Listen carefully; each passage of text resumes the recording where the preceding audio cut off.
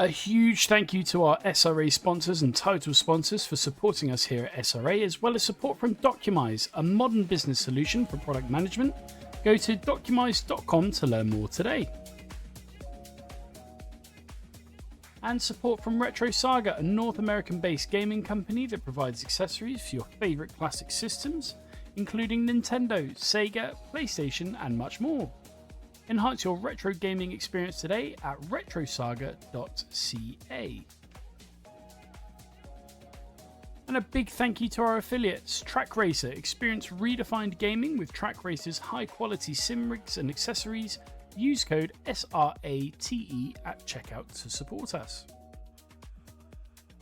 Armamentario, a toolbox for ACC that will enhance your chance to win. Enjoy a fully customizable and enhanced HUD to change the way you experience ACC. AT3D Sim Shop. Upgrade your sim racing experience today with premium 3D printed accessories featuring precision crafted magnetic shifters, sleek cable management solutions, versatile stream deck mounts, and immersive dashboard displays. Their innovative designs enhance performance and style, elevate every lap with top tier quality and craftsmanship at at3d.net. Go Setups, premium esports setups for everybody. Use our affiliate link on our Discord and take your drive to the next level. Castle and Cauldron, a home-based crafting business specializing in handmade Harry Potter, Fantastic Beasts and Fairy World collectibles. Magic wands, potions, mini dioramas, wall decor, costumery, cosplay and much more. Castle and Cauldron is where crafting meets the magical. Visit facebook.com/Castle Cauldron. And from KP Concepts, your source for custom automotive renderings, graphic design, and printing. We spend countless hours making you look all good for the spectacle. Check out kpconcepts.com for more. Good evening, SRA Nation, and welcome to Season 12. Today is going to be a new challenge, aside from being sand for. We're racing on the surface of the sun, apparently. Heading down towards the main start line.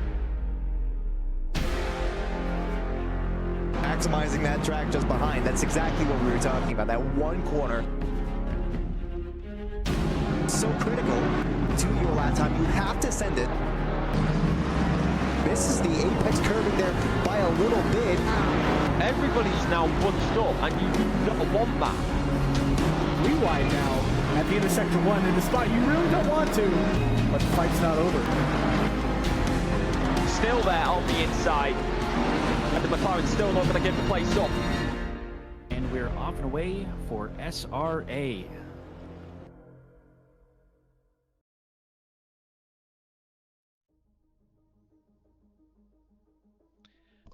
Good evening, everyone. Welcome to SRA Season 13, Division 2, Round 1. Tonight we are racing at Suzuka. On the mic with me tonight, I have Connor and Arjun. This is going to be a great night of racing. We've got a packed field, so looking to have some fun out here at Suzuka. And Suzuka is, of course, a great track that is both fun and awful, and there's likely to be plenty of action, good and bad.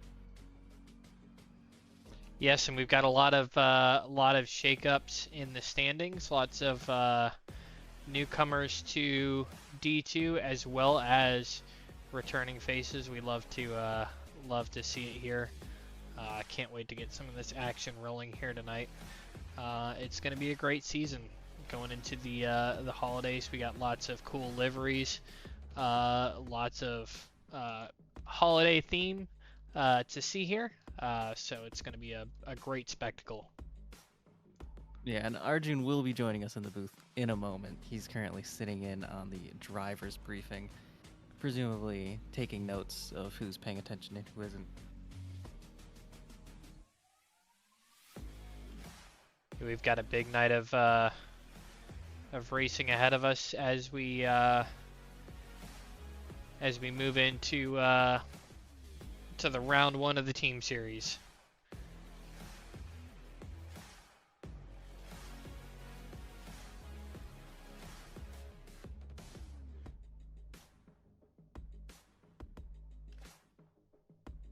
Connor, how do you feel about we walk them through the track details here while we're waiting on the driver briefing end? Yeah, so anyone who's in sim racing and probably who's into racing in general is familiar with Suzuka. It is a classic track, a very historic track, especially with Formula One, and if you follow any of the Japanese series. Yes, I'm not super good at walking turn by turn, if you want to take that over. Yeah, for sure. So we've got this is quite an interesting setup on the track here. At the start finish line, you've got a long straightaway into a sweeping turn 1 that tightens up into turn 2 there. And then we have a series of S curves. They're a set of mid-speed corners. You're normally third or fourth gear through there, depending on what car you're in. It's all about maintaining momentum without giving it a little too much throttle and spinning out there. After we get out of the S's, we go into the Dunlop curve. That is a full throttle left-hand sweeper into Degner, which is a right and then a 90-degree right to go under the bridge. We go flying under the bridge into the hairpin turn. That's full on the brakes and a tight 180 to the left. Around turn 11 and into a sweeping right-hand turn 12. Continuing to sweep almost 180 degrees into the spoon complex, where we take a slight left, which tightens into a tighter left for turn 14, and then a long back straightaway into the infamous 130R turn there. Lastly, the drivers go through the Casio triangle chicane there into the final curve, and then back across the start finish line, flying back into that right hand sweeper to start the finish. Expect to see lots of carnage in that first curve, as well as in Degnar. There is always lots of carnage there in those sections of the track. And then of course we'll see who can carry the most speed into 130 and come out on top. Yeah, Degner, honestly, probably the scariest part of the lap when you're hot lapping. It feels like it's easier there to like screw up than anywhere else, and that's really saying something on a track that has about 3 or 4 points where that's true. Yeah, the scariest thing for me is when I'm going into that second tighter right hand and somebody misses the braking zone and just there's not a lot of room. So if you go off the track, you're gonna go parallel across the track and just obliterate somebody if you miss that corner. So definitely one to watch there. It is and with the timing of this race in the day, I know from doing it last night, there is gonna come a point in the race where the sun makes it really hard to maintain your braking point in that part of the track. So it will be interesting to see how the drivers handle that. That's a good point. Those sun flares and that glare on the windshield can definitely make a big impact on drivability and confidence into the braking zones. So now that we've gone over the track, let's go take a look at our drivers and see who we have lined up in D2 this season, shall we?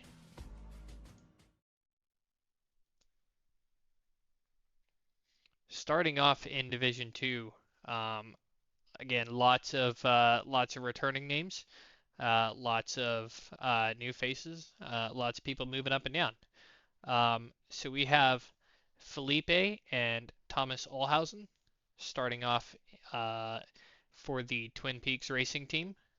We have Adam Santana and Coach Michael Jeffries in the AMR V8 for Red Eye Racing. Josh Damiani and Brian Anderson in Champion Motorsport Trees Nuts racing a Ford Mustang. We've also have Donovan and Ian racing a Mustang as well. Sad to see Ian and Panzo get split up this season, but we do have another OBDA driver there to represent.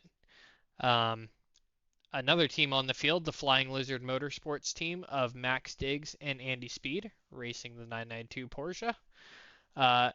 Anton and Jorge racing the McLaren 720 for Abda and Madhouse. And then we have Michael Schwartz and John Laz in the Slide Trunk Racing East Coast Duo team, also racing a McLaren.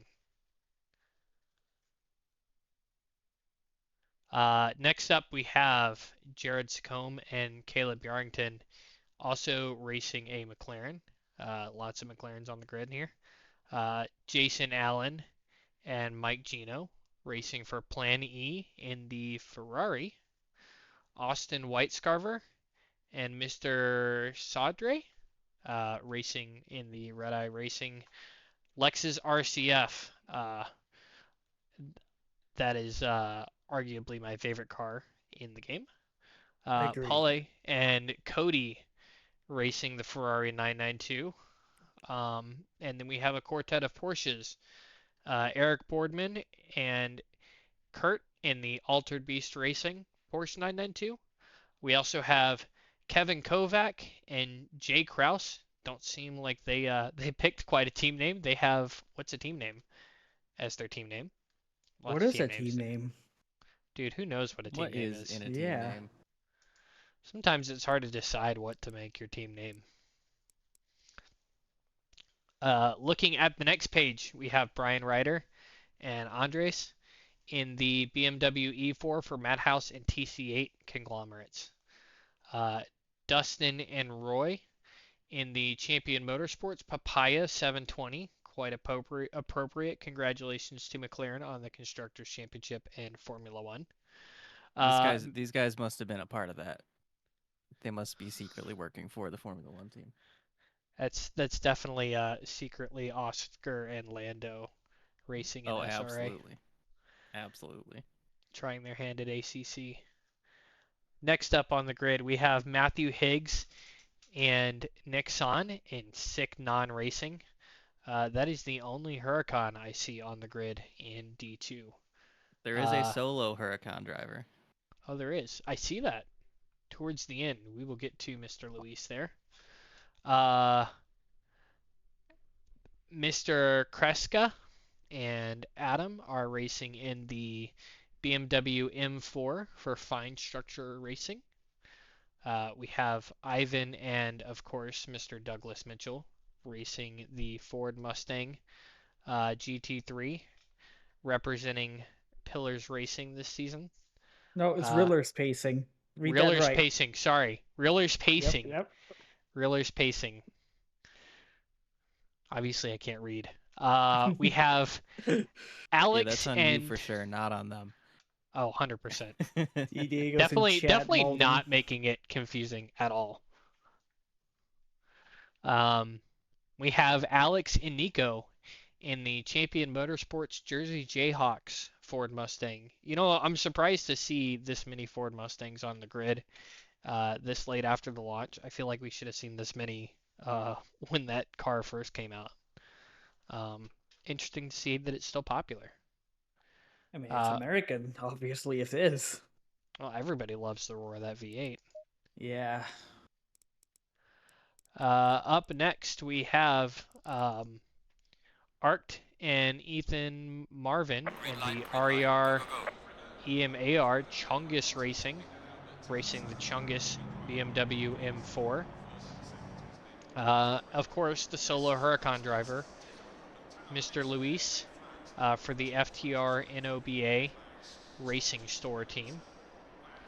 Kevin Riviera, representing Noobs R Us in a Ferrari 296. Nico Eriksson. Neo Eriksson, sorry. In the Schumi Skins Porsche 992. And last but not least, Matt Artem for America United Racing, rounding out the field in the lone Audi R8. Let's go. Obviously, standings have not yet started. This is the first round, so no qualifying for no points on the board yet. But we will see those points stack up after the end of the race here today. Hopefully. Maybe they'll all DNF and will remain at 0. Yeah. That would be quite the race, wouldn't it? Yeah.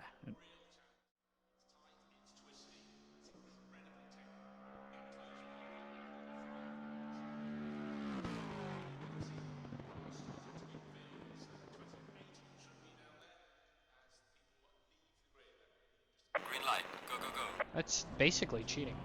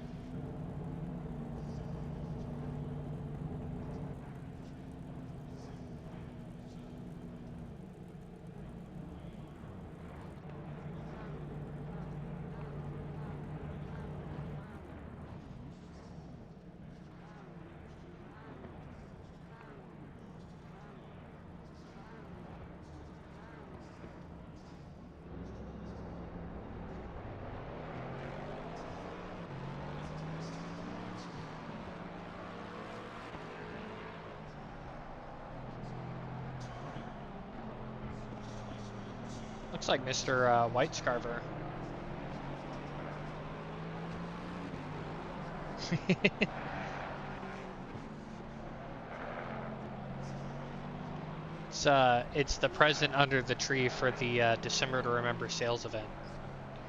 Only at your local Lexus dealer.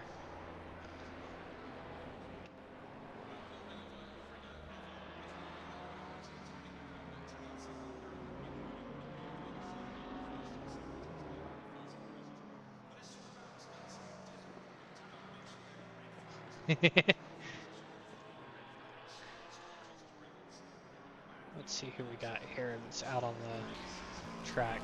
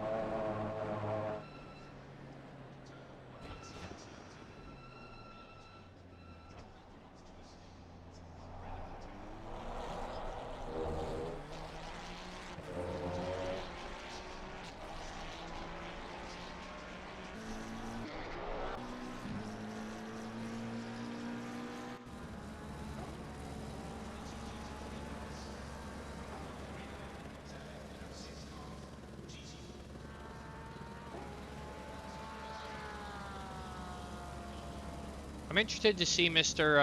Anton. He's a newcomer to D2 this season. Stirred the pot quite a bit in D4 with his those early wins there on the season and taking that championship. So interested to see how he performs under a little bit more pressure here in D2, and see if he runs away with it or if he gets bumped at the middle of the season.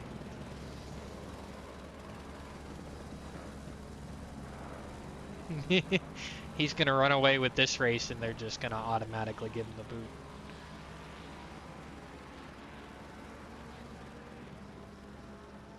Oh, nifty. Let me fix that.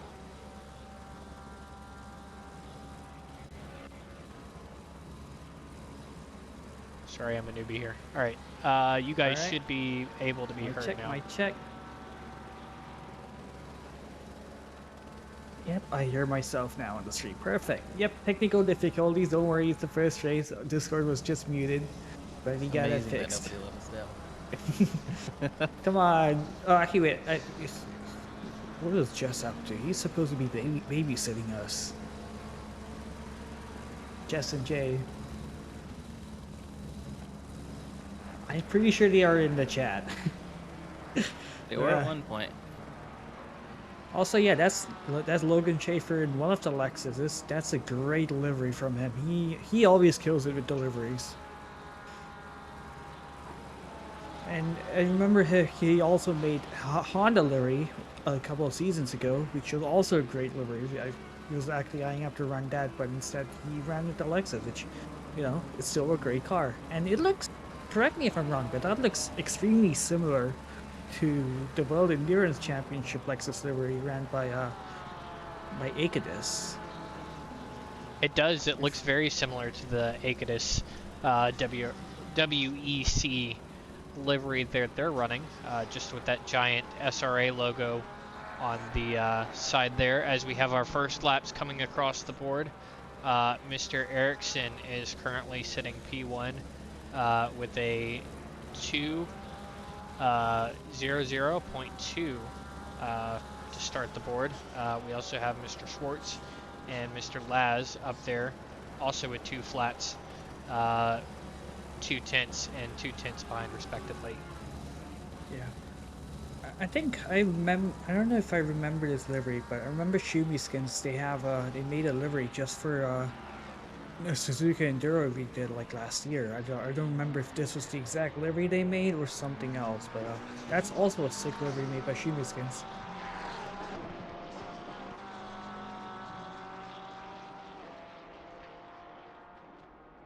But yeah, Ericsson, I remember I saw him in the driver's briefing chat saying he might be too fast for silver. Wonder how that's gonna pan out. He has seen drivers getting moved up this after the first race. We've seen them get moved whole divisions, not just from like gold, silver to gold. So anything can happen. If a driver drives too fast, we're not gonna see them next week in the same division. Probably. Well, and several of these drivers that are already setting some of the fastest times have faster laps on the hot lap leaderboard, so they're desperately trying to crawl into the 159 territory.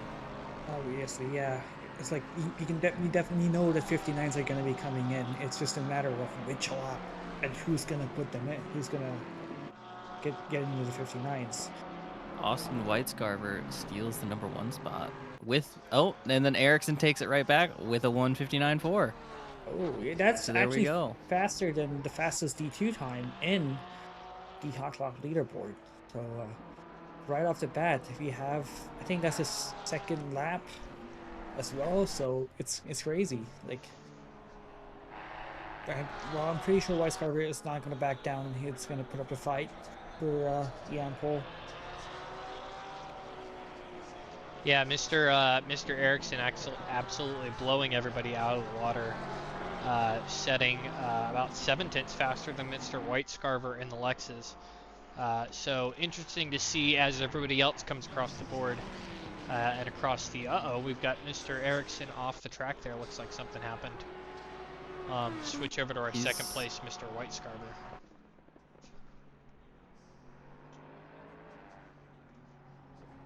Looks like Ericsson decided that that was fast enough, and he was gonna take that to the bank and cash it in. So he is setting off again though, so he's gonna try and get around again in time to set another lap. He's gonna have one lap and I wonder if he'll be able to get the tires into the window for that one lap. Oh, the gold drivers are early, lining up in the pits, almost getting in his way there. As we see, well, this is a car we don't see often. It's the Audi R8. And it's always a treat to see them on track, even though a lot of us don't like driving them for how difficult they are. My first season in SRA, I drove it, and I quite liked it.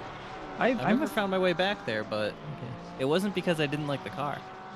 Yeah, I'm a fan of the original Evo. I never really gelled well with the newer Evo after it came out. Maybe it's a traction show, maybe it's like the new dampers and the way the new aerodynamic works, especially they have a smaller diffuser and a bigger wing. But yeah, I never really gotten along with the new Evo. So Kurt LeMay, John Laz, and Paula Hartman have all joined Ericsson in the 159 club. Not quite touching his though. He's still got almost a 4/10 lead on them. All right. Rob, we have been told by Al to press the insert key. Yep. To get the. Yep. And it should get the relatives out, the times out for everyone.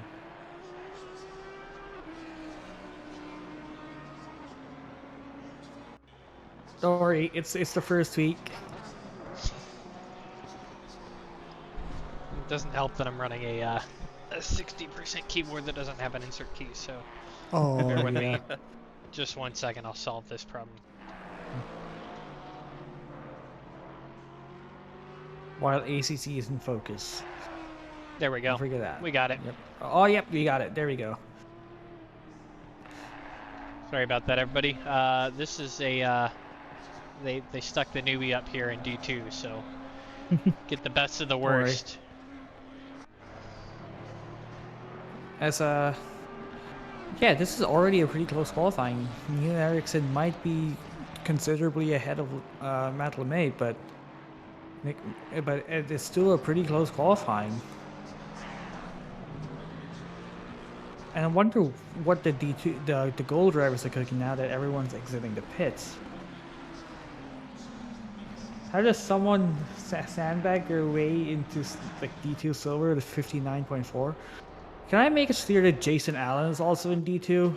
You know, a driver who has been in D1 for the past couple of seasons. It could always be a situation where he couldn't make the other day work. Or maybe, I mean, like this season especially, I've seen a trend where drivers get bumped down a division. Like I've seen a couple of D2 drivers in D3 and D3 and D4 and D1 and D2. So we do have a lot of higher level competition pushing people down, and that's what I'm inclined to believe in. I could be wrong though. I'm not the one in charge of divisions. Looks like we had a couple 59s show up there on the leaderboard for the silver split. So interesting to see how the gold split goes here.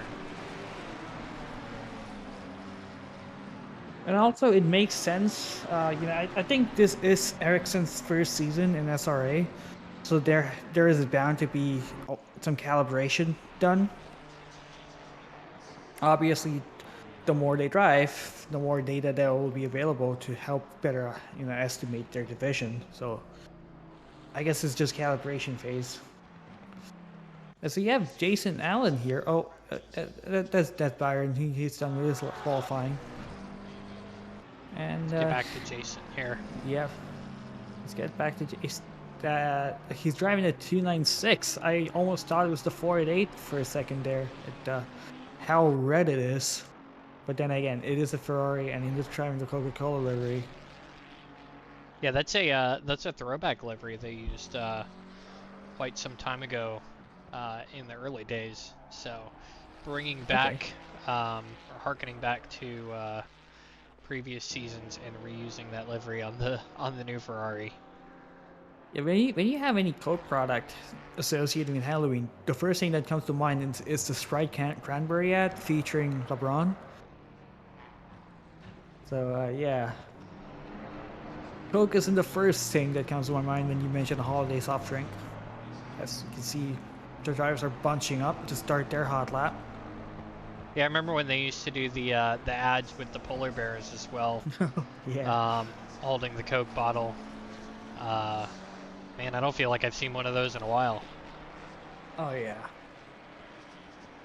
I see Jason takes a wide exit to start his lap. He wants to maximize the run as much as possible. I think Jason is probably one of the favorites this season, along with Anton, I wonder whose fantasy Anton is in. I can't imagine that he was drafted very late. Although it is an interesting choice. I think he raced the didn't he race the Mustang last season? And now he's in a McLaren. That's quite a change from the previous season. He saw the light. We also have Roy Key. I think he's gonna be a favorite. Same with Nick San. And of course, Coach Michael Jeffries, who is about obviously to coach cross too. the line here. And not to mention, he haven't seen 𝐂𝐫𝐤𝐼ngton in a long time. I believe he was recovering from a leg injury. So it's great to see him back on the track. As So he's 159.9 for Mr. Jeffries. Right off the bat on the banker lap. His first hot lap, yeah. I think we might see 58s, honestly. And Ivan McCroat, a 159.8. I mean, I like that livery. I really like the way they designed that livery there with all the subtle lines kind of dimmed into the background of the paint. Can someone explain to me why is a Pillis Racing car not blue? That's a very good question. I don't know, but I agree it looks pretty great. Yeah, it's a great car. It's a great color. It's a great looking car as well, and also great design. But yeah, the Mustang is one of the faster cars on this track. even with the BOP, just because of its insane straight line performance. Let's see who's up on the relative. Mr.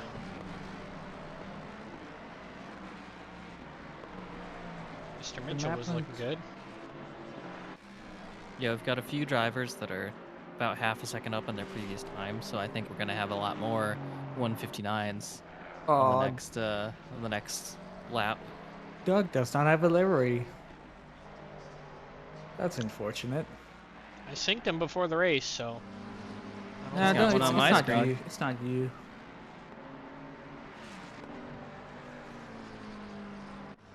But yeah, Doug is the defending D2 team champion here. He has a great teammate in the Formula 5 in McCroat.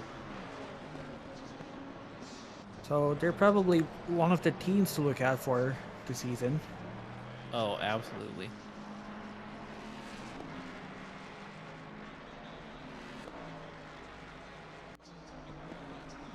I wonder if he's improving. I cannot tell. But yeah, you guys got to fill me in He with did. that, but he does. I'd say he was improving. Gets up to a 159.9. Apparently so. As Donovan Colton going P2 in the Mustang. That's a great livery. Coors livery. Terrible beer, but a great livery and a great car. That's a throwback to the old Bill Elliott race car. He raced Fords back in the day and had that beautiful Coors livery, and I believe there's a matching blue one that his teammate Ian is rocking. Yeah. Rob, the chat is asking for a full track map. I think that's Control M or Shift M. It's one of the combinations of M. Let's see. There we go. There we go. What Well was better. it? Control M? Control M, or no, Shift M. Okay, there we go. I remember it.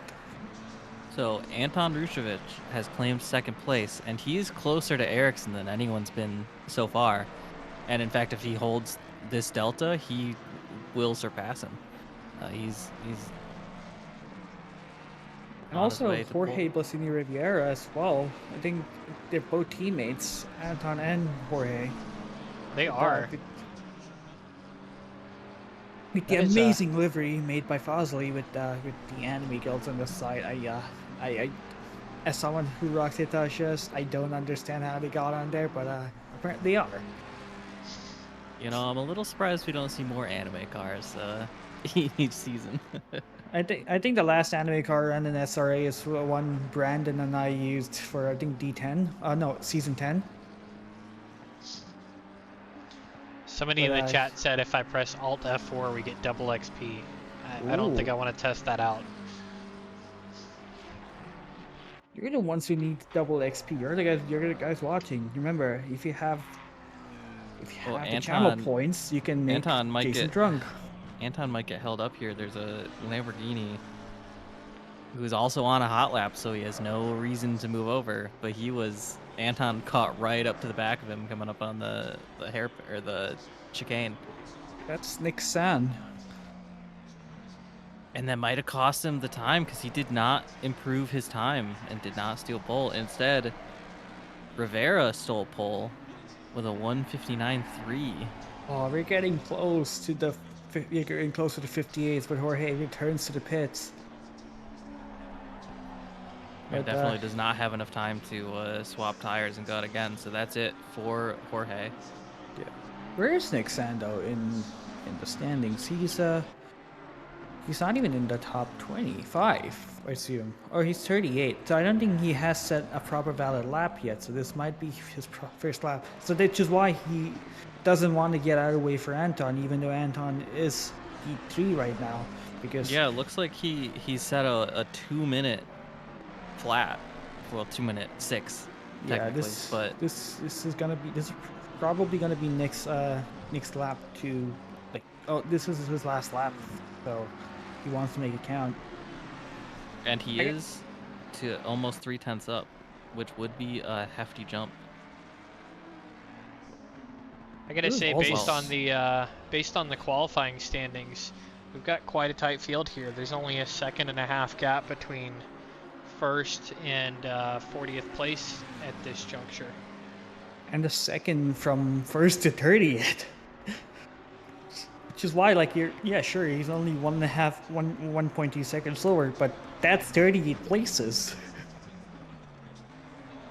And it is unfortunate. I see you in chat sad for Anton. It is unfortunate, but when both cars are on a valid lap, the car in front has absolutely no requirement to get out of the way. Yes, Anton just bailed out on his lap there as Nick Sand crosses the line and puts his Lamborghini into P16 ahead of his teammate Matt Higgs, who's in P21. Damiani on a pretty good lap right now. Should jump up to maybe 6th with this time. And there he goes, up to 6th place. 𝐂𝐸𝐵𝐽 in the back, also on a good lap here. Jumps up to 26th. Oh, it's so weird seeing Jared not in a BMW. I instinctively thought he was in a BMW when you mentioned his name. It's a season of change. But that's the season of giving. Well, you know, what do you give? You give change to the guy dressed as Santa outside of your local grocery store.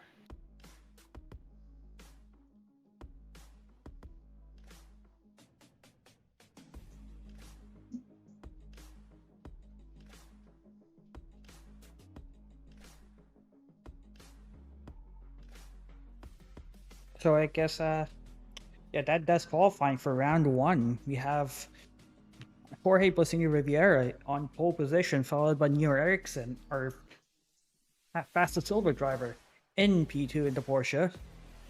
Just surprisingly, we don't see a lot of Porsches, like, given, like, for how many Mustangs and McLarens we have. And also, P3, we have Anton Rushwick, who is Jorge's teammate. So we got teammates in first and third, and I don't know the rest of the qualifying standings because I don't have race control. So one of you have to fill me in with that. Yeah, I can go through our grid if you would like. Sure. So on pole is Jorge Blasini-Rivera. Congratulations, Jorge, on pole position at the first race of the season.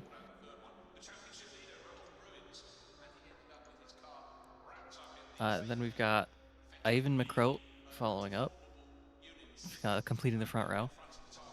Neo Ericsson in third, Anton Rushevich in fourth, Michael Jeffries, Josh Damiani, Donovan Colton, Nico Suave, Caleb Yerington, and Brian Anderson rounding out the top 10. Eric Boardman in 11th, Doug Mitchell in 12th, Kurt LeMay, Louis Daniel Velez, John Laz, Nick Sand, Jason Allen, Paula Hartman, Philippe Ennis Mueller, probably? And Max Diggs rounds out the top 20. Matthew Higgs in 21, Austin White-Scarver, Ian Byron, Roy Key, Matt Artem, Jared Secombe, 𝐲𝐸𝐺, Andres Velasquez, Michael Schwartz, Kevin Rivera in 30th. Then Logan Schaefer, Alex Krochik, Ethan Marvin, Adam Santana, Thomas Olhausen, Jay Kraus, Kevin Kovac, Dustin Fickert, Adam Krolikowski, and Paul Kreska. David Powell. A couple names out there I'm not familiar with. Lots of new names to SRA, if I am remembering correctly. I don't recognize a lot of these drivers, but also lots coming back. Yeah, especially now in the holidays, a lot of people are going to get new sim rigs, new equipment, especially with Black Friday a couple of weeks past us. So yeah, we'll definitely see a lot more people getting into sim racing now, which, you know, it's great. Can you have a bigger community? Yeah, we have noticing a lot of reds and whites in the field with all those holiday liveries. Also a bit of blue in the cars in front. Quite the And- quite the mix of cars at the front of the field too. We've got a McLaren, a Mustang, and a Porsche, all in the top 3. Although the top 10 is pretty Mustang dominated. We've got 5 of them up there. If you also have Jason Allen P17, I'm gonna call him washed because he used to be D1. But I guess he also wants to give the rest of the Ferraris some company. Yeah, I feel like this is a very competitive, fast field. I think D2 is going to be pretty solid this season. Oh, for sure. D1 was a blast to watch. D3 was also pretty fun. And D2, I'm pretty sure they're going to deliver as well.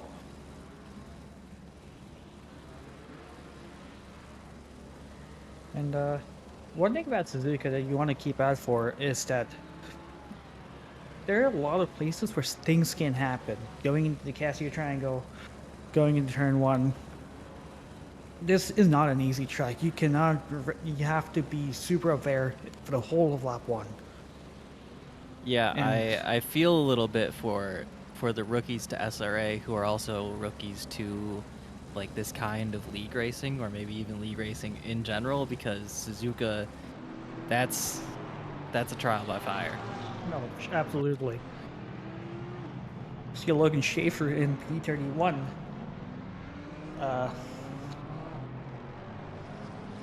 Yeah, Logan's actually driving this season, believe it or not. But,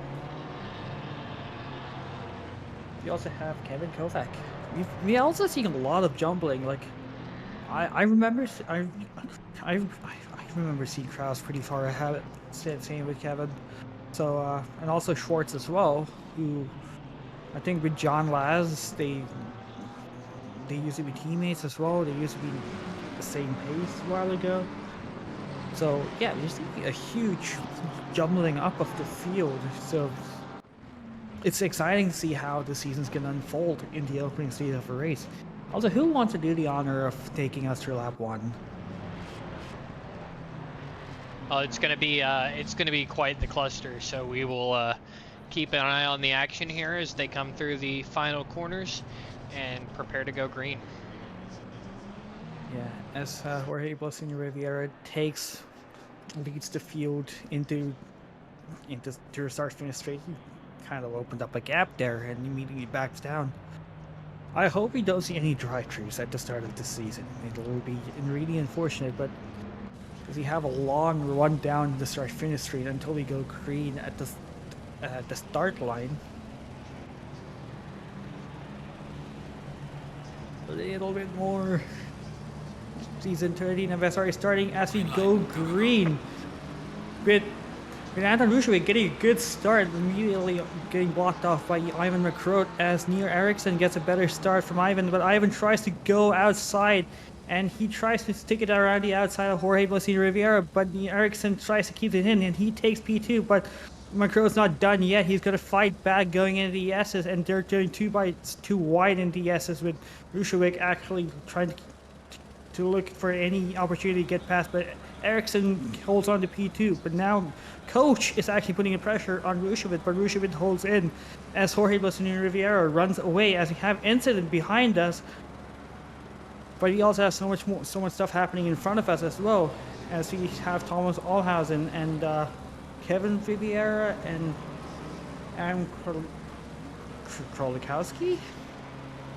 Wonder what happened there. As oh wow, okay, that yeah, incident there was happened. yeah, 𝐲𝐻𝐺 got pushed wide, and when he came back, the pileup occurred. Yeah, it is super unfortunate. Like I said, you cannot rest easy because anything can happen in any turn on this track, just because how action-packed every corner can be. Is this 𝐷𝐵𝐵𝐴 in? Is there lap 1 or lap 2? Because they're going through. Oh, never mind. It's a replay. This is still the first lap now. Yep. As Jorge is holding a lead, but Ivan McCroat's putting the pressure on Eriksson at Mustang top speed versus the Porsche top speed, Ericsson positions himself in the middle of the track. They go single file into 130R as McCrory goes super wide there. Is he going to try dive bombing? He's not. He's going to keep it hidden. He's going to look for another opportunity down the start-finish straight as Ericsson defends P2. But Anton Roušović is actually closer to McCrory there. So wonder if... Oh my god, no! Oh, that was carnage. No! Looks like we had him, he was sitting in the middle of the track, something happened, and he just got obliterated as they came around the corner trying to rejoin the track there. Oh. Yeah, that is unfortunate. The reason he was off to begin with was that he was tried going too wide into 130R, which is a bold thing to do at all, let alone, you know, your first time going through it. Yeah, I just witnessed 3 people going 3 wide into 130R in front of him after he spun and we got the cameras on him. Oh, and there was just a tight battle that turned into carnage. I'm trying to catch who it was. It was behind Doug there. See if we can get a replay of what happened here. So much stuff was happening. Yeah, when I tuned in, they were 3 wide through a corner that you don't want to go 3 wide through. Oh, I think a little Nick bit of just a had bonk. a bit of a tank slapper there. Oh no, you don't want to go 3 wide there at all. It is Doug is lucky unfortunate. to have held on to it there. And yeah, it's just so clumsy, especially like when Nick is going too wide and they're already compromised. Now towards the back, Ian Byron has gone off at the hairpin. It looks like he just missed his braking point in the lead up to it. And there's lots of carnage here early in the race. We got quite a few guys still in the pits. Lots of guys who started towards the front dropping back. And lots of close battles. Looks like we've got a close battle here towards the middle of the field. They're all lined up, drafting each other down into 130R. Fighting per position as Nick Sand goes off again. I think he's just trying to bring the car back into the pits in a really battered up Lamborghini there. Was that Nick or is that Matt? Oh no, that was Matt. that was not. That's Nick Sand that we were on right It was Matt Higgs. It was Nick's teammate. there. Matt Higgs was the one that went off in 130. That's come on, you guys are not doing Matt House any favor here, any justice here. As both Matt Higgs and Nick Sand are teammates as part of the Sick Nans Racing. I am not going to explain that at one bit, but yeah. We have a few more drivers going into the pits already. Yeah, Probably for damage. I can't imagine that it would be strategy to go in this early. The undercut's powerful here, but it's not 5 minutes into the race powerful. Then you got 55 minutes on your next set of tires, which at Suzuka is brutal. Yeah, it looks like Jorge has not increased the gap from Ericsson, McCrory, and Roušović as they're now approaching lap traffic here. Wonder who that is. It's a 148, or I can't see the number. It's too small. But yeah, wonder how that's going to play into these drivers now, like in the early stages of this race. As I guess Ericsson is the closest he's been to Jorge since the start of the race. I wonder if he's going to be able to like do anything about it. That lap traffic ahead is 𝐂𝐤𝐧. Oh wow. Okay. Wow. Porsche's actually fast in a straight line. I never guessed that would happen, but yes, he's gonna try sending it into 2 wide into 130R. No, he just backs out. Just tries to play it a bit more smart as he goes super wide here. That's the dirty air playing into Jorge's hands. Wonder how many warnings are each drivers on. I feel like Ericsson and McCrory each have a warning. But yeah, that's the rubber banding as well. This is a very tight fight up at the front. The entire top 9 of the field is within 5 seconds. Yeah, not to mention, I'm pretty sure Ericsson is playing from the EU as well, so I might wonder if he has any ping issues to worry about. But yeah, so far it's the battle is tight in the lead. Jorge has not gotten away. Ericsson's putting the pressure in, and one single mistake can completely change how this race goes, or even pit stop as we've seen in D1. as Jacob Palmieri lost his lead just because he missed the pit box ever so slightly. We only And have a 4-second gap to the leader from 9th place, so these guys are stacked up quite a bit here at the front of the field. We also have a little bit of a battle going on here for 12th, 13th, and 14th between Velez, Mitchell, and Hartman. They've only got a less than a second gap separating those three as well. So the top 15 in the field within 10 seconds of the leader. So it's still pretty stacked up here 8 minutes into the race. Yeah, absolutely.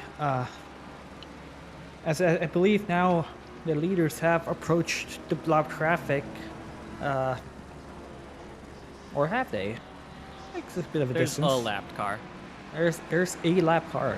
But unfortunately, we have a stop-go 30 for Alex Krocek for speeding in the pit lane. That's gotta hurt. It's very painful when you're pitting unnecessarily because of damage, and then you screw that up, and it's just a snowball effect of bad luck. Yeah, and that's not the way you want to start a season as well. Absolutely not. Let's see. Actually, Krocek does not go in. I wonder if Krocek is the car ahead. The 947, the lap car. Or is that someone else? I think that's 𝐲𝐸. Yeah, that is 𝐲𝐸. Yeah. Looks like we have 𝐂𝐸𝐬𝐧 and Fickert and Diggs here battling towards the back of the pack for 24th, 25th, and 26th. Someone in chat asked how the polls work. I believe only the mods can actually do the polls, which none of us are. So yeah, we can't really do the poll. I think the drivers who can do the polls are driving. We do Formula E style here. You vote for a driver, and they get a better bop next race. Oh, never mind. You have Jess in the chat.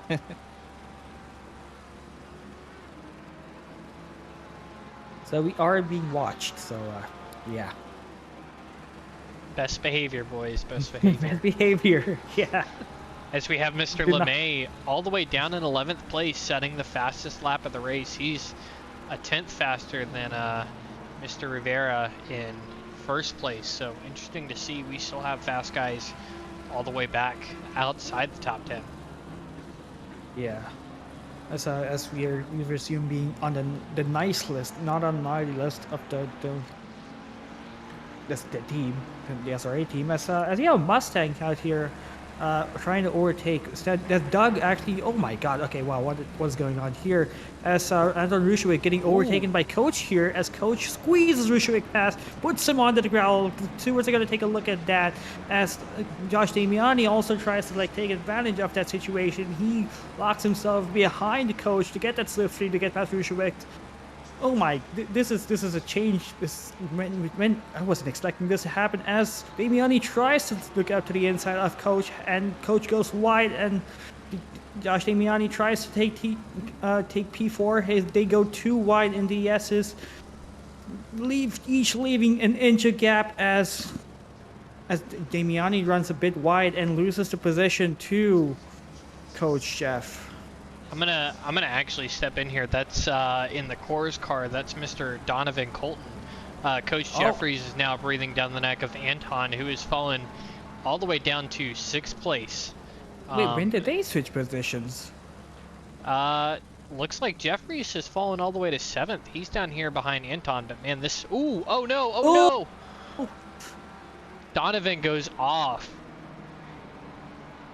I'm not sure what happened. I can't tell if he missed his braking marker or if he had a hardware failure there, because it looks like he just kind of coasted in the barrier. Now it looks like stopped. yeah, it looks like he had started to turn and then just gave up. So I have to imagine that that's a hardware issue. Yeah, he's not even moving. But that looks like a disconnect. That's super unfortunate. As I believe Jorge, as Mark Roden Oh, never mind. That's relatives. Yep, we've got Damiani, Anton, and Coach Jeffries has dropped back a little bit after all those shenanigans. So he's allowed Anton to make a little bit of a gap here on the back straightaway. Yeah, and Colton is now in the pits. Yeah. Very unfortunate way for his race to end. I'm pretty sure Anton is furious from what happened the previous lap, as he gets a tank slapper coming out of the Casio triangle. That's going to compromise his exit, and he's not going to get past Josh Damiani. I'm pretty sure that is Josh Damiani, right? Just to be sure. Yeah, There's so many red that's Josh cars. Damiani in front of him. There's so many, So red, many Mustangs red Mustangs. here. Yeah. You could pick any other holiday. You could have picked 4th of July. You could have picked 1st of July if you're Canadian. Uh-oh, something happened to Jorge. He's dropped back to 3rd place. Ericsson has taken the lead and is starting to pull a gap. He's got a 1-second gap on Ian now in 2nd place, as Jorge has fallen to 3rd place, allowing those two to get by. Yes, I saw the Porsche squarely out of the exit of the S's. Yeah, Ivan McCrode is starting, like, actually no, I feel like Neo Ericsson, he has the pace, but he just got stuck behind Jorge, and now he's just gotten past him. He's just gonna just run away. So trying to go back in the replay, I couldn't get far enough to see him lose 1st place, but he lost 2nd place going into turn 1. It looks like he got swallowed up a little bit in 130R. So that's how Jorge lost the lead. That is unfortunate as well, like both drivers are doing. Both drivers had started 1st and 4th, now they're 3rd and 5th. And we have a real spacing car in P2. I cannot watch this. Yeah. So our fastest lap currently is Mr. Laz down in 13th place. But I'm looking at the times here. Ericsson set an invalid 2.0.9 on that last lap. So I would be interested to see if he's going to take away the fastest lap or if it's going to stay down there with Mr. Laz in 13th place. Yeah, someone pointed out in chat that now that Neo Ericsson does not have tow, he might feel vulnerable to the Mustang. And are we actually going to see Doug getting carried to a 2nd team championship in a row? I hope not. 𝐓𝐿𝐺 has decided to pit. That might be strategy. That's awfully early still, but Looks Yeah, like I mean, Mr. unless he got damaged before I could catch on the replay, but I feel like he has been like following Josh Damiani pretty closely to the point that it would actually be beneficial to take an early stop just to get the undercut on him. still he's gonna have to go 45 minutes on one set of tires, which could get dicey at the end. As Ivan McCrode gets his tires onto the gravel there. It's incredible that he actually kept the car on the track instead of the sand just pulling him out. But yeah, now Josh Damiani is behind, and I think Jorge lost another position in the Mustang. I wonder if that's tire wear, or I wonder if he's just making mistakes, as we have 2 drivers going side by side behind him. I believe one of them is Coach. Coach is making progress there. He almost got overtaken by Nico Suave, who actually we haven't kept an eye on this battle here, but we did have a really close battle all the way till P22. So it's this. Yeah. Also, yeah, seeing Coach in another car that's not a BMW, new sight for me. And that is quite a stacked train there, going into 130R between Coach Jeffries leading the train in 5th place all the way down to Velez in 10th place. Not a big gap between those guys, almost 2 seconds, only about a second and a half or less between 6th place and 10th place as I tighten up going into the Casio triangle. Yeah, as you saw, Brian Anderson hit the curb 130R and almost bounced the car, lost position there. Yeah, him and I believe Nico were almost side by side going through it. Yeah, it would have been crazy if they actually kept it too wide. That would be absolutely biblical. But unfortunately, they decided to go single file as more drivers are going into the pits. I wonder now these drivers were stuck in traffic, want to take the pit stop just to get clean air and hopefully get an undercut. Yeah, it's pretty early to be pitting, especially when we're mandatory to take tires during this race. Someone to keep an eye out for is Anton Roushevit, and it'll be interesting to see where he comes out, given though that he is one of the front runners and he has stopped for a new set of tires, and I don't think he has much damage to worry about, so he is the one to watch. Looks like we have a stop and go 30 for Mr. Krochik there, down in 38th place. Is that the same speeding penalty that we had from earlier? Yeah. He just I think he's just serving it now. He's 6 laps down. Oh yeah, he's only done 2 laps, so he may have just been sitting there. Not the way you want the opening race of the season, which you have been preparing several weeks for to start. But fortunately, it's only uphill from here for Krochik. I see Michael Schwartz here, right on the bumper of 𝐂𝐸𝐴. And Matt Higgs, I believe, has damage from lap 2, I believe. So wonder if you're gonna see any overtakes here as Schwartz gets a lot of dirty air, but he keeps it pinned. He's gonna try looking for a dive bomb, but he keeps it behind. He's gonna probably take the start-finish straight as an opportunity to get past. But actually, never mind. It looks like 𝐂𝐸𝐴 got a better run as Matt Higgs goes into pits. The Porsche does not have any tow to help defend against the McLaren. Jump back here and check on our leaders, as they have started to pull quite the gap. Nico and Ian are both they are a little over 3 seconds ahead of Damiani, who's in 3rd place, so they're starting to pull quite the gap from the rest of the field here. Look at his cars just bounce off the curb. You don't expect to see that in ACC, but it makes for a great photo op.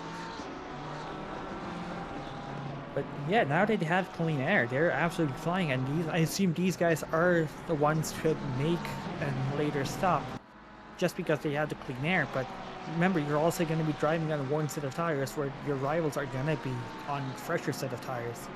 So I wonder how that's going to affect how the race unfolds with strategy. As actually Roushevit have lost position to, wait, is Boardman ahead or behind of Roushevit? I'm showing Boardman is ahead of Roushevit. Yeah. Although Anton has just set the fastest lap of a 2:0.3. Oh, Roushevit is ahead of Boardman. Yeah. Boardman was just ahead as they crossed the start-finish line, but he still had the pit exit to do. So Roushevit is ahead of Boardman by a considerable margin, actually.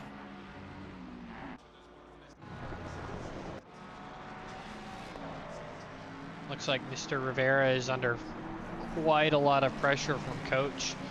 I wonder if he's got some damage, or if his tires are just starting to fade. He pushed too hard at the start of the race.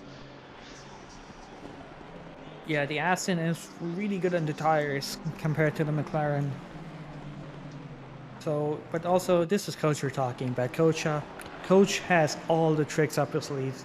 He's called a coach for a reason. Nice. We've got Mr. Suave, Bailey Anderson, and LeMay, or no, yeah, that's it.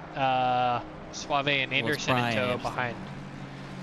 Yeah, you got producer Bailey Kish. Right. And we have Jeff Spangler here hoping in the chat. Yeah, sure, Jeff. Sure. Anyways, looks like Ivan Mercrotis actually closed down the gap to Ericsson by 0.3.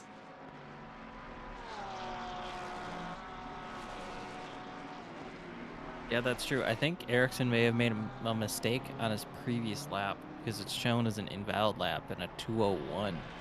Ooh, that's a bit off the pace. Then again, his best is a 2:01, but just a slightly faster 2:01.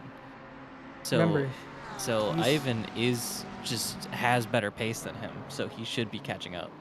yeah, it also could be Porsche tire wear coming into play here as Anton 𝐕𝐺, it's actually for a fastest lap. Just because he pitted earlier, he has the fresher tires, so I wonder if he's actually going to make that undercut stick. He's into the 159s here, just absolutely leading the way of the cars that have pitted. He's over 9 seconds above Mr. Boardman, who is the second car that is pitted in 20th place there. So definitely need to keep an eye on Anton as he climbs up the board and continues to set these fast laps. Yeah, it feels like at this pace, Anton might end this race in another division. With how fast he's been barreling down the lap times. It looks like Ian has pitted and allowed Mr. Ericsson to take over first place. Something also, we've got Damiani in second place, Jorge, and it looks like Mr. Jeffries just dropped down to 5th. Wait, Coach is still in, pretty sure Coach is still in 4th, or is he? I'm showing Coach is currently in 5th. He's dropped behind Mr. Anderson there. Yeah. So this is interesting. McCroat coming out of the pits now. 𝐕𝐺 is fast approaching. I think they're going to be side by side through turn 1. And that's just going to play into Ericsson's hands, because if neither Ivan or Anton could make an undercut over the Porsche. Not quite side by side. Yeah, that's. But also, McCroat has a stop and go 30. Oh my god. No. No, that's unfortunate. That's why it's very important to practice your pit entry. Looks like we've got some action here, Mr. 288. Who is that? Logan Schaefer is off. No, Logan. Back here, coming out of the S's. As he's that's now him got done for- faster traffic. Was 𝐕𝐺 just getting his car on the gravel there? Man, he did a good job saving that, not going off with Schaefer going way slow there. Oh my god, that is what's going on here? That is so close for comfort there. Anton just has so much pace, he didn't want to wait for anybody. Yeah. You have Diego in the chat calling that a man-ass moment. Yeah, at least we did not throw away a win. So yeah. Could definitely be worse. It could definitely be worse, which means if Neo Ericsson does come into the pits, he will be able to cover off Anton 𝐕𝐺, and he will come out in clean air with fresher tires than the McLaren. Mr. Ericsson is enjoying this clean air up here. He's almost 5 seconds, 4.5 seconds right now ahead of Mr. Damiani in second place, so pulling quite a gap, but we'll see how that pans out as he goes through the pit cycle. I feel like this is what he wanted since the start of the race. He wanted the clean air, but instead he got pushed down to P3 and he had to fight for it. And now he's gotten the clean air, and he's just gonna run away because the Porsche is terrible in tire wear, especially in rears on this track. So you want to maximize as much conservation as possible.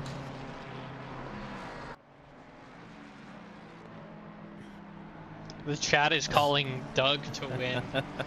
Not quite sure how that's gonna work out. Ooh, a little bit of a bobble there. That is America's ass right there. In the Jersey Works Mustang. And he's got Pauly breathing down his neck going through 130R. Does that say scratch and sniff on the front bumper? I think it does. What is going on with this man's livery? And he's going to take the opportunity to pit. You know what's funny? The Suzuka pit entry is a downhill, so you think you could, you got the braking point unlocked, but no, you're actually going downhill, and your braking distance is actually longer, and that's going to affect the pit entry as well as stopping in the box. Anton now up to 14th place. As we continue to see people cycle through the pits. Brian, Nico, and Jason in the pits right now. Yeah. Anton set a 21 last lap, so he's not getting the pace that he wants. That would help him challenge Ericsson. Nobody's moving in the pits yet. Yeah, but Ericsson's also 2 seconds slower. Joins the front straight. Yeah. 𝐕𝐻𝐺 is just gonna breeze by these guys. And there he goes. Yeah, but Looks these like guys are also on fresher Brian tires. Anderson coming out of the pits first, with Nico 𝐓𝐵𝗺 in tow and Jason Allen dropping down to 17th place.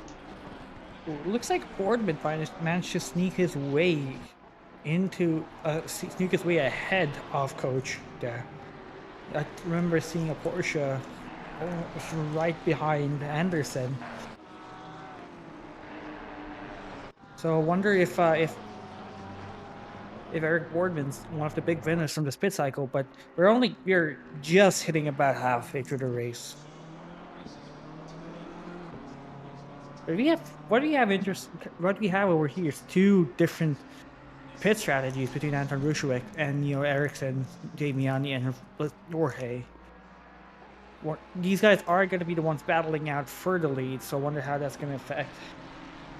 Ghost Audrey in the chat. Yeah, it's unfortunate what happened to you, the whole lap 1, and then you just getting lapped. That's just super unfortunate. But let's put it this way: it's only uphill from here.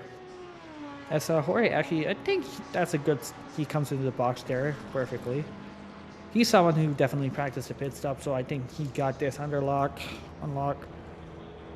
We've got Jorge, Paulle, Velasquez, and Mr. 𝐂𝐫𝐢𝐳, Jared, the 𝐂𝐫𝐢𝐳, in the pits right now. So not many more people to go after this cycle. There will be only 6 people who have not pitted. Still out on track. As those 4 cars sit in the pits, look who's entering the front straight yet again. Anton rouchewicz. Let's see if anybody can get out ahead of him. I don't doubt think it. so. Nope. Anton just breezes past all of them. Breezes through to 7th place. And I believe that's 2nd place for Anton in net position. Crazy. If he can hang on to the tires, if the tires don't just completely fall off and make the car undrivable, then he's got it. Ooh, Jorge comes out behind traffic there as Velez actually gets past. Wait, Velez service pit stop. So where did this come from? We've got Ian Byron back here in 23rd place, battling Mr. Santana. Cannot ignore the rest of the field. I know we've been focusing on some of the front runners a lot, but Ian Byron trying to make some moves and get past Adam down here for 22nd position. That's the blue Coors Light livery you're talking about. Yep, they're inverse cars. They were actually made by Big Daddy, and I had considered running it and decided to go with the Bentley last season. So these are 2nd season liveries now. I think it was Anton and somebody else that ran these liveries last season. So great to see them reused again. They're such a fantastic liveries, and they are have some racing heritage behind them. And I love the retro design. I love retro design, so this livery is automatically it's one of the best we've seen so far. And we have all of our leaders in the pits now, 1st through 6th. Let's keep an eye on rouchewicz as he just kind of breezes down the just walks by the front He straight. just said this is going to be Doug close. is in lead. This is going to be close. There it Ooh, goes. That's as Alexander close as Roushevich it's been. now I don't know if in I the call it lead. close. Yeah, Anton Roushevich just gets past Ericsson but Ericsson has 15 minutes younger tires, so that's definitely yeah, that's gonna. right. And his tires are going to last significantly longer. So Yeah. if he can just keep hounding Roushevich, then he could really snag the win. His tires are also in the honeymoon phase right now, so once he get them warmed up, he's immediately on Roushevic's bumper before the initial layer peels off. Boardman is up there in 5th, and we have Coach Jeffries breathing down Velez's neck here for the 6th place position. So still battles going on as the pit cycle has finished. Everybody's on fresh tires, and the second half of the race begins. Yeah, and Jorge is down in P8 now, the pole sitter of this race. His race has been going backwards so far. I wonder now he is on fresh set of tires. Maybe he had made a tire pressure mistake, or maybe he had a slow puncher. Wonder if now he's on fresh tires, he'll be able to make progress now. We have 𝐂𝐸𝐺𝐸 has also dropped all the way down to 9th place. So interesting to see how this race continues to pan out for the guys that were running up front in the first half. Yeah, as Doug is in P10, the number 10 car, number 10. I think he's gained 1 position this race so far. Since the start, at least. So the car is just the first opening laps. That's a Jason Allen. A little bit of battle. Yeah, the Ferrari on Ferrari violence with Thomas Althans, the other Ferrari down in P23. But yeah, it's gonna be. You'd think Jason would be in the front, being a D1 driver, but he's just washed, so that's sad. But now he's just putting the pressure on Paulie Hartman. He's trying to look around the outside there, but he was not alongside enough to make it work outside. But that just opens up the gap to Doug there, who's probably going to try his best to run away because he doesn't want to get caught in this fight here. As John Laz behind him also keeping an eye out, looking for any opportunities, any chance he could pass and get 2 positions in one move. He wants Jason here to make a little bit of a bump on Paulie so he can capitalize on that and take 2 spots in one go. We're going to look back further down the field. Mr. Higgs and 𝐲𝐶 are battling with Mr. Kovac for the 15th spot. A little bit of a fight going on there.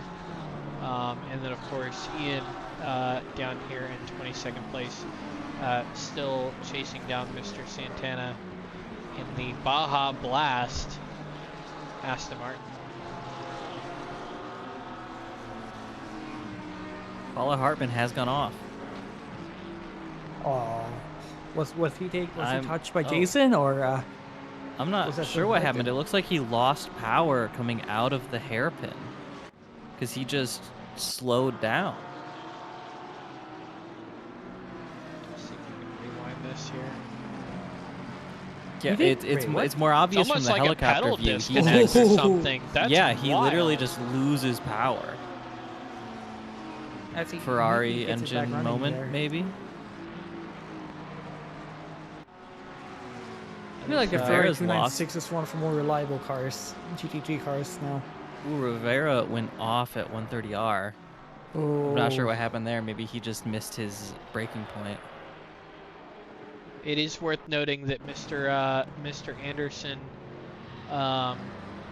has taken the fast lap now in the 4th place. He's a 1:59.8, so about a 10th faster than Anton. Yeah, and a solid 2nd faster than the last laps of all 3 cars ahead of him. Anderson, did he one confirmed? But yeah, now that these drivers have the clean air, they can let their car breathe, and they can now just barrel down the faster laps now. Jason's still leading this train down here, starting with 11th place through 15th. He's got quite the pack on his behind there. Higgs is spun in the final S. Oh, Yep. Matt. Too much curb in that final left. Been there. Oh, he caused another car. I'm not sure who. Artem, perhaps. I couldn't see who it was. Ooh, that bounce just puts his car split in the spin. It's that Audi there. Yep. Ooh. Artem tries to react and just makes Hold the overcorrects brakes. there. Ooh, that was terrifying. That was scary. I will give that a solid 9 out of 10 for as far as J-turns go.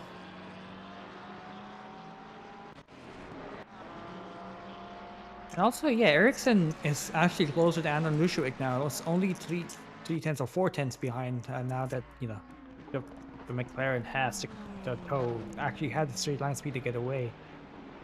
But Yeah, I they seem wonder to have if- found an equilibrium here. yeah, I wonder if them battling is gonna let Josh Damiani close in on them, and also Brian Anderson, who I believe are teammates as well. So these two Mustang drivers are probably going to be working together to secure a better position. Hopefully, get both of them on the podiums. As Arden Yeah, they'll crawls at back least- into the pits in limp home mode. Yeah, Damiani and Anderson will at least have the... Presumably they're going to voice chat together, so they'll have the communication to know that they're not fighting each other and have the faster one go ahead, maybe. I think the word you're looking for is team orders. Right? You know, I think it's a little different when it's team orders between two drivers. They don't have a... They don't have a racing director or a team principal trying to tell them which one should go first. As Ivan McCrow tries to go past Kraus here, he runs super wide, takes the NASCAR line into turn one and makes the move. I wonder if that is legal and wonder if the stewards are going to take a look at that. But it seems like Ivan McCrow did run super wide there. Diego says he said, "Excuse me." Yes, Ivan McCrow is in the recovery mode now, having served his stop and go 30 penalty that took him out from the podium position. Go back up You know, here I to the do leaders. wonder if that is reportable Yeah. to have been overtaken, not quite entirely off the road there, but it certainly helped. Yeah. Also, what I'm curious about is that Ivan McCrow came out ahead of Anton Lushovic, who in turn came out ahead of New Ericsson. So if he hadn't had a stop and go penalty, he would have been on the lead with a good gap. So he literally did throw away the win there, Diego. Kovac and LeMay were side by side through the chicane at the end of the lap. Good little fight between them. And it's still going into turn one. Oh, they're gonna try to send it too wide there, but it looks like LeMay just backed off. But actually, never mind. He just Well, I wouldn't call that tried to do backing a off. slingshot there. I feel like after going too wide into the Cassia triangle, they would have a lot more confidence in each other to try out a bit more aggressive moves. Ericsson is now as close as he's been to Hrushovic.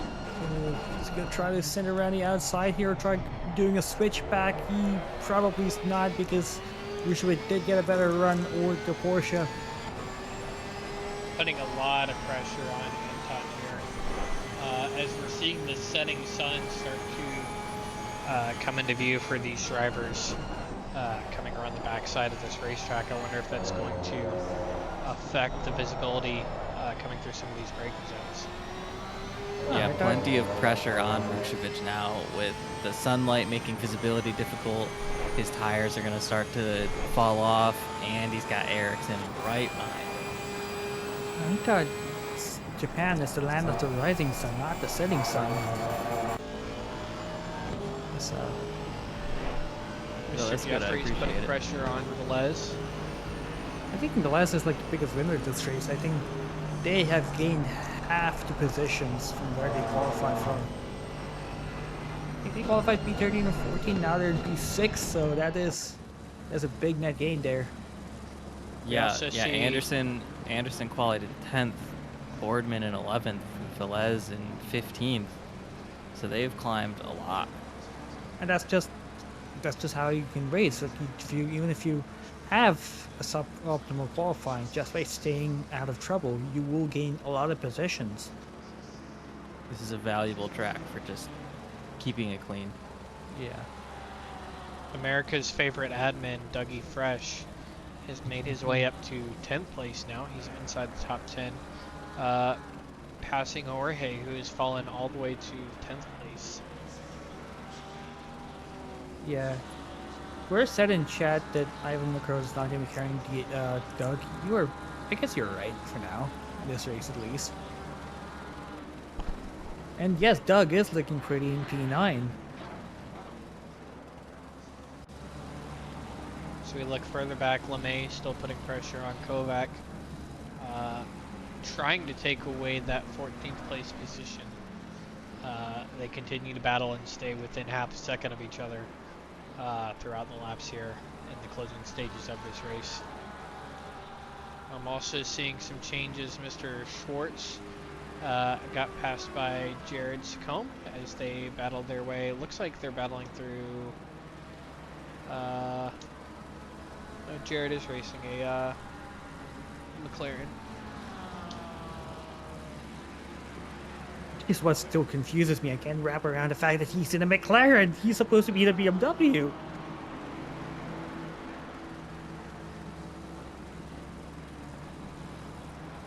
But yeah, another Byron. big. Sorry, go ahead. I was going to say Byron's still putting pressure on 𝐷𝐿𝐺 now.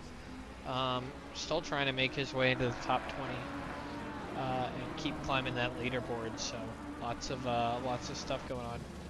And he has to slipstream. Byron has to slipstream as well. But yeah, another big winner is Jason Allen. I think he also gained, around 6 or 7 places from where he qualified. And same with John Last. I think Last qualified P19, if I am correct. I don't know. I don't have race control, so I don't know. But Mr. Hartman now putting pressure on 𝐸𝐵𝐻 as he's falling down to 17th place behind Schwartz.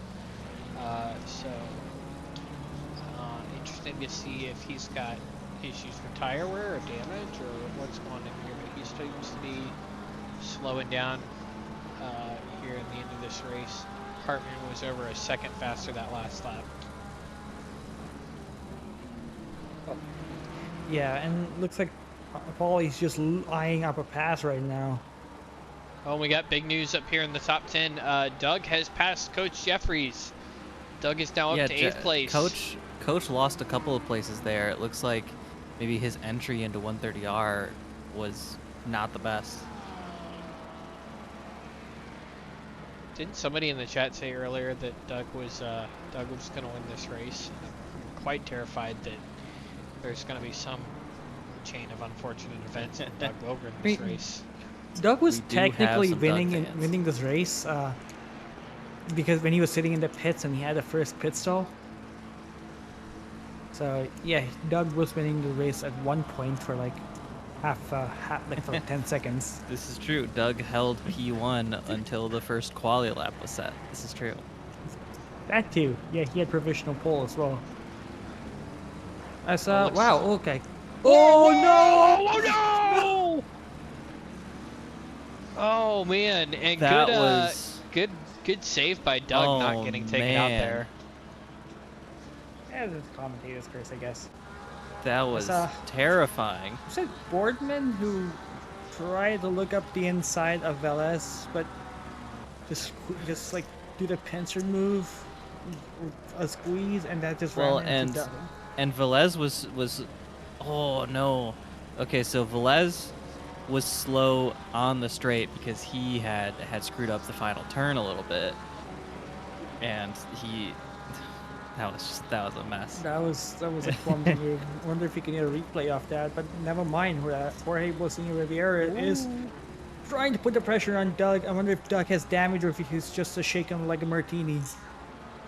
It definitely looks, based off the by the way that hood's sitting, that Doug has some damage, as Jorge bobbles a little bit and gives some room.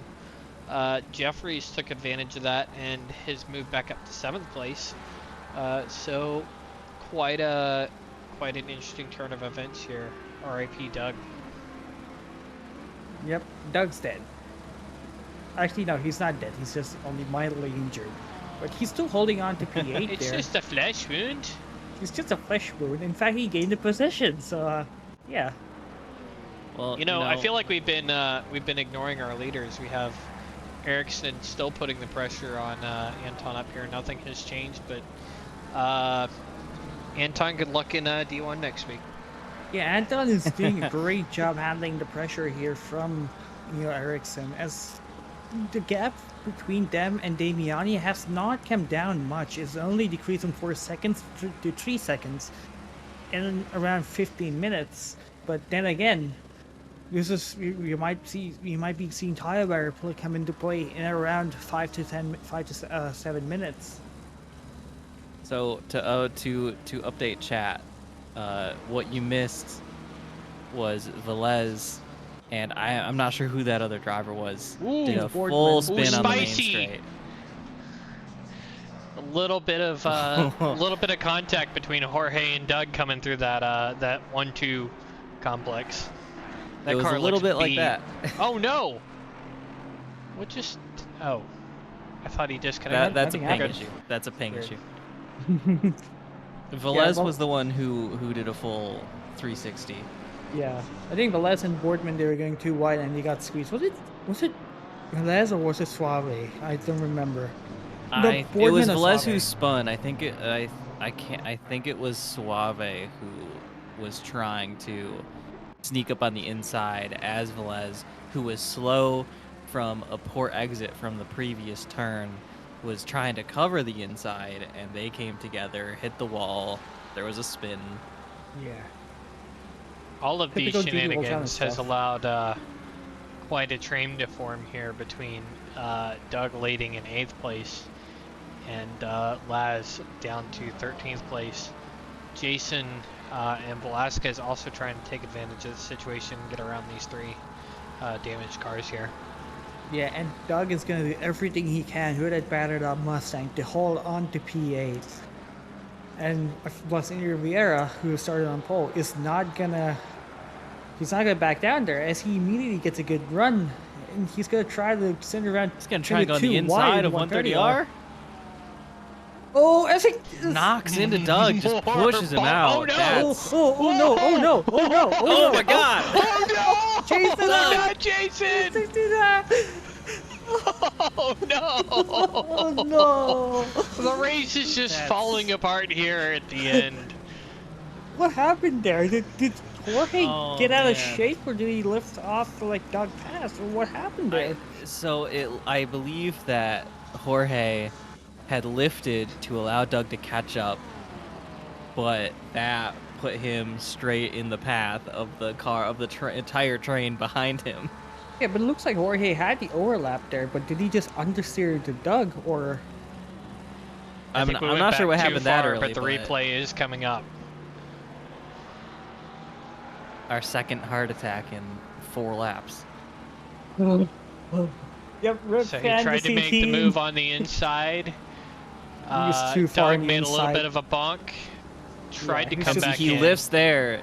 He lifted there, I think, to let Doug by, but And- maybe he didn't realize that the other cars were all right there. Yeah, and Doug and they both had a second touch, which bumped Jorge to the left, right into the path of Jason Allen there, who we're pretty sure was not his car's not looking good. For a couple seconds there, we had Jason was driving a Beyblade instead of a 296. Yeah, he lighted a rope there. How's 𝐕𝐵𝐺𝐻 doing? He's fine. He's fine. Yeah. Actually, you know what? This is the closest Ericsson has been so far. So, as I say that for the millionth time, but They've been Michelik like has this been for the holding on pretty last well. 10, 20 minutes now, just within half Yeah. a second of each other, kind of going back and forth. Anton just has that little bit of speed that Ericsson cannot get past him. Yeah, and wonder if that's so Ericsson should technically have the fresher tires, but getting stuck behind the McLaren there, I wonder if that neutralized all the advantage he had when it comes to tire degradation. Oh, absolutely. He spent the whole Goldilocks period of the tire wear stuck behind him, unable to make a pass. Yeah. Well, it's not about fresher tires, it's about Anton's tires literally falling off the cliff. Like losing 2 seconds worth of pace just from tire wear, which, you know, Ericsson did kind of struggle with, which, you know, let Anton Rouchou get past him. He was doing 203s while Anton was doing 201s. I think That could also be one lap pace. I think Doug disconnected. I don't think we have a Doug anymore in this race. Oh no, Doug's actually dead. Oh, R.I.P. homie. wow. Yeah, he's gone. Ian Byron Yes. has capitalized on all this stuff and is now inside the top 20. Just slowly picking spots off down there. Still within a second of 𝐂𝐻𝐽𝐺, so maybe he can make something happen.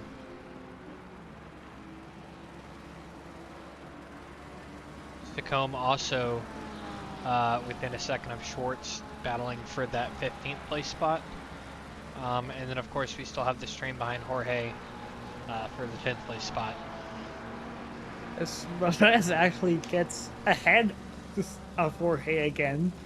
So I see two spun early, who was actually turned around earlier this race.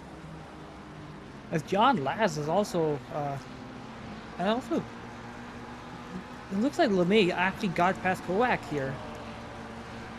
And now putting the pressure on John Laz, who I'm pretty sure was behind both of them, so I wonder how they all switch positions.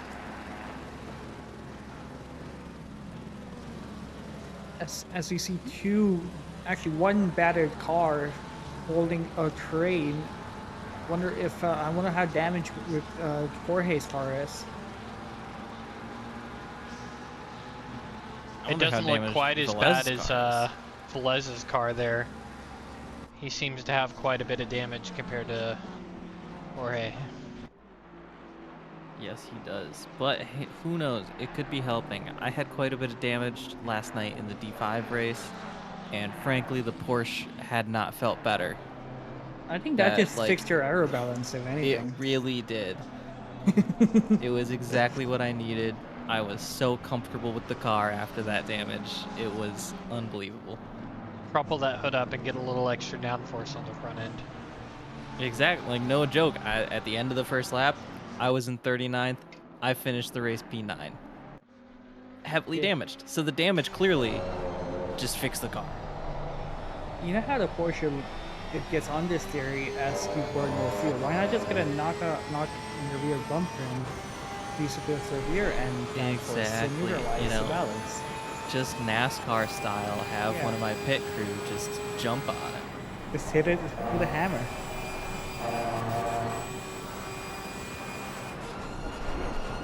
And oh, he goes super deep there, but and that just lets Anton get a better exit out of the Cassia triangle. Quick update here. Unfortunately, Jason Allen got the not so great end of the stick there on that whole incident. He has dropped all the way to 24th place, and that car looks beat. It does not look like he's having a good time anymore. Yeah, someone gave that Coca-Cola car a pack of Mentos. That must be made out of aluminum because it's all wrinkled up. Well, there's aluminum with plastic layer in it. There was a bold attempt there from Rivera through the chicane, the last turn on the track, but he just couldn't get past Velez. And he's gonna try it There again. he goes again. Oh, bumps him. Getting aggressive. And John Last gets past Riviera, but Riviera fights back. They're going to be side by side going into the S's, which is a dangerous situation. This is a spicy battle. Oh, they're all bunching up. Riviera backs out, and John Last takes the position. He just capitalizes on Jorge's mistakes. I also And see Velez is gonna Hartman take the getting breathing past room. Kovac back there. And now LeMay's gonna try get past it, Riviera here. It's not going well for Jorge. He has lost 10 positions over the course of this race from just minor incidents. Or is it minor? It's minor for him. And also, yeah, this has been a really unfortunate race for him. As Paulie Hartman gets taken out by Kovac behind. Unfortunate. Oh, and the Porsche behind Kovac continues to spin as he tries to straighten himself out. See what happened here. That's at least 5 positions a little down bit of a for bonk. Kovac. Oh, he's straightening back out. That was nice. And he gets on the grass there and just puts it around. Sent him on his way. And Mr. Matt Higgs. Higgs gets to drive through for track limits for the presume. Yeah, it's also not looking good for the sick Nan Lamborghinis. Their Nan's actually sick. In the chat, that's gonna cost you 5 seconds. Ryan, can you actually come in chat and actually say that and leave? Refuse to elaborate? Okay, WC. Laz has now gotten past Mr. Riviera. Wait, actually, no, Riviera got past Laz. Oh. LeMay, sorry. LeMay Well, is... Am I yeah, mixing these guys up? Well, Laz and Rivera are now battling hard. Yeah. Ryan, I do not know. Actually, I don't know. Guess it's probably lurking in the chat. He might let you know. I think we've locked the doors to the commentary booth.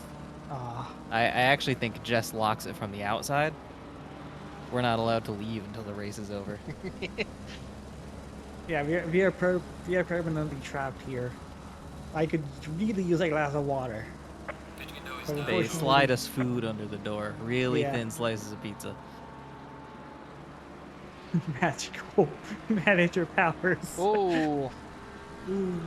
Looks like Hartman got a little loose there.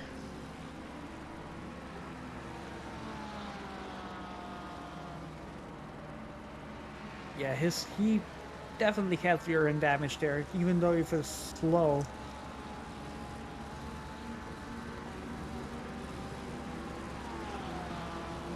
But yeah, it looks like Matt LeMay's Kurt LeMay. Oh my god, sorry, chat. Sorry.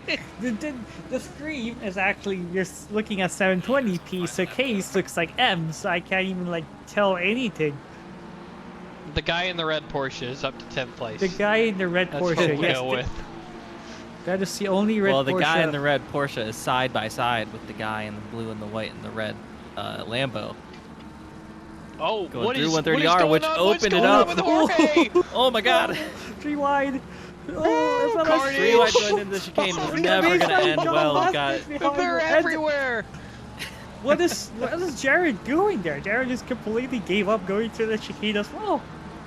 I don't think he had another choice. And now We had 2 also, Porsches spinning. Well, maybe one wasn't a Porsche. I don't see where the other one went, but 2 cars spinning.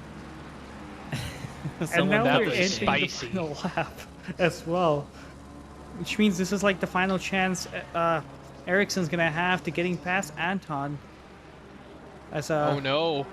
Oh yeah, Anton got a bad exit there. As Ericsson's right up his bumper.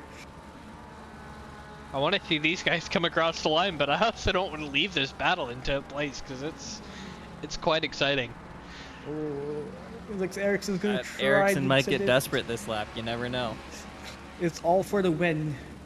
You either get the win or you die trying. That's the way we roll. For legal reasons, that's a joke.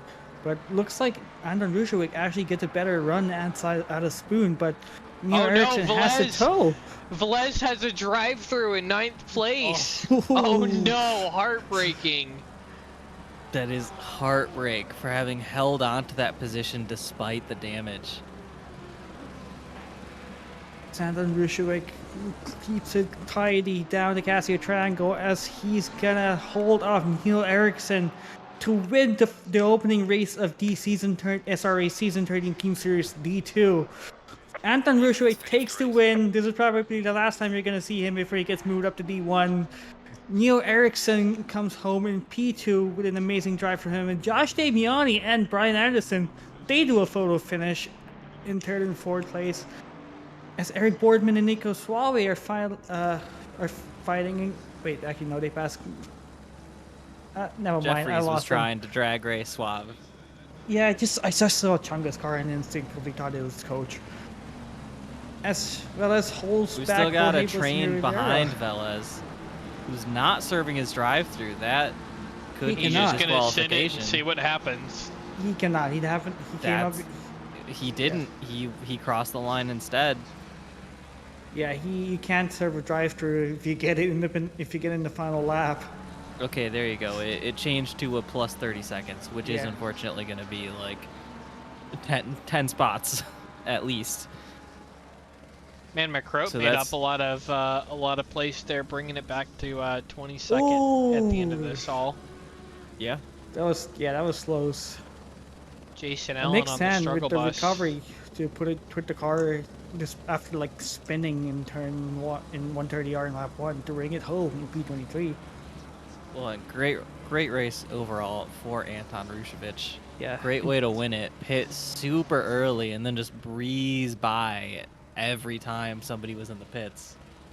Yeah, when he came into the pits earlier in the race around 40 minutes, he was in the thick of it and everybody knew. Who's And, who's the race director? I kind of want to listen to this race briefing because I feel like Jason is going to be rather unhappy with that finish there. It is Jason who's doing the briefings. And, Oh. yeah. Okay, well, I definitely don't want to sit in on that because he's gonna be grumpy. Man, Yeah. what a Now we have team radio here in chat. Jason says, "I'll take that. That was fun. That was awesome." You can read sarcasm into that if you'd like. I'm choosing not to. And this is where we abduct every driver and pull them into the commentary booth for an interview. Every driver, all 40. Not every driver, but you know, we could get the podium, and actually we could get the teammates as well, so we can pull them into the chat. Who do you guys want to pull first? Well, we should probably go for our race winner. All right, let's pull Anton in. Anton, you are in the commentators booth. Do you hear us? Yeah, I hear you guys. Congratulations on that win. That early stop really paid off with possibly one of the greatest undercuts of all time. Yeah, let me tell you, I was so close to just, binning it every single time in that last 20 minutes when I was defending from Neo. The tires were gone. I was pumping in PBs after PBs throughout the first 20 minutes. Luckily, with the fuel coming down, it was a little bit easier to control the tire spinning off the exit, but overall, it's just a very difficult race. But you know what? We overcome these challenges by thinking on the fly. Yeah, that undercard worked a treat for you guys. Indeed. Was the undercut purely to just get clean air? Do you think you were actually getting held up behind them? Is there a reason why you didn't try to do an undercut, or were you just kind of like? Yeah, I thought that I had a really unfortunate qualifying. I got stuck behind another car, and I thought that I would continue doing the lap, and then I ended up just not having time to do another clean lap, so I qualified P4, which is still pretty decent, all things considered, but I was really shooting for P1 today. So I really had to kind of just think about the race pace, overall race, and I thought that I felt like I was faster than these guys, especially in the first sector. So I decided to undercut, and then it worked a treat, like you said. Yeah. How difficult was holding back Ericsson? You said you were losing it almost every lap, but Oh my do you god, it was so think- terrifying. It was so Yeah. terrifying, especially the hairpin. The tires did not want to grip up at all, and especially in the last 10 minutes, the brakes were also very, very difficult. And I started getting very uncomfortable in the cockpit. I felt like my feet were fidgeting with the pedals the whole time, and it was just not a pleasant experience. But I'm really glad it's over. Oh yeah. Do you have like any plan in case he tries to look up the inside? Were you thinking of just fighting hard? I was just going to or- hold my line because at the end of the day, it is very difficult to overtake around here.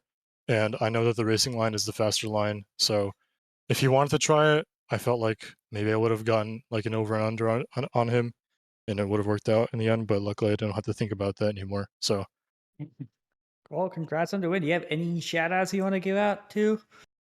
shout out to all of D4. You guys brought me here. You made me what I am. Love you guys. Hope your race went well today. Cool. Does anyone have any question for Anton? I just have to say congratulations on the race win and good luck in D1 next week. Thank you so much, Rob. I won't be here next week, so maybe a little bit after that, but appreciate it. Next week will be your Fair top enough. race. Yes. All right. Appreciate you guys. Yep. We're gonna move you back down. Thank you. Have a good Oh, I did let it finish. Womp rip. womp. Well, anyways, let's pull up our second place finisher, Neo Ericsson, into the boot. If I can, pull him here. There we go. Neo Ericsson, you're in the commentators. What do you have us? Yeah. First of all, congrats on the second place. You had an amazing start. You gained P2 immediately, and you had the lead as well. Talk us through your race. Hello? Oh, Hello? there we go. Can you hear us? Oh, there we go. Yeah. Did you ask who my race was? Yeah, I talk think us it through your was- race. Okay, cool. Yeah, I mean, it was good at the start. I was trying not to push too hard and just sit behind the McLaren. I can't remember which one it is now, but I was just trying to sit behind him and take it easy with the tires and try to bring him to the halfway point, considering the tire wear on the Porsche is a bit horrendous at times. Yeah. And then, yeah, I kind of felt like he undercut me, Anton, because he disappeared. I was like, oh yeah, he's just gonna undercut me, and then I saw him do the low 59 lap, and I was like, oh yeah, okay, well I'm just gonna get undercut. So I was trying to pit a bit early, but I didn't want to lose to the Mustang behind either. So I kind of, yeah, it was just a bit unfortunate that I couldn't really get behind or get in front of the McLaren, the leading one, at the start a bit quicker, but it happens. Yeah, were you just trying to balance it out 50-50 just because of the Porsche tire wear? Like not trying to react to the undercut? I knew that the tire wear wasn't going to be as bad on the second stint, and my pace is going to be a lot better because I could push a bit more. But on the first one was mostly saving tires and just trying to keep a close gap to the car behind and in front rather. But yeah, on the second one it was a bit more just full push, trying to get past him. And you did a good job trying to chase down Anton for the last, half the race almost? Oh yeah, you were putting the pressure on him. You were at, I think, at 1.1/10 behind Anton. So you think was there something missing that helped you get past him? I guess pitting a bit earlier, but it's hard to say, but I think it's mostly just he drove better than me and had a bit of a better strategy, I guess. I guess I tried everything I could, and he was just faster. Hey, it's still podium place on your debut race in SRA. Welcome to the community. Thank you. Feels good. You have any shoutouts you want to give out? I guess only to my team, Big 𝐓𝐴𝐺𝐸𝐺 himself. Oh yeah. Guess that's the only one really. Yeah, we miss 𝐓𝐴𝐺𝐸𝐺. Yeah, look good. All right, you guys have any questions for Ed? Nope, I'm good. Congratulations on That's all I P2. got. Welcome Good to job, SRA. Thank you. Good job this week. Welcome on your debut race, and hope to see you around. Hopefully I can entertain next week as well. All right, we'll Definitely. keep an eye out for you. Thank you, guys. Bye. All right, that's our P2 second runner-up for the race there. For the place, do you guys want to bring out the teammates or just whoever's third place? I think we can call it with just 𝐷𝐸𝐻𝐻𝐸 himself. All right. Yeah. Just interview our podium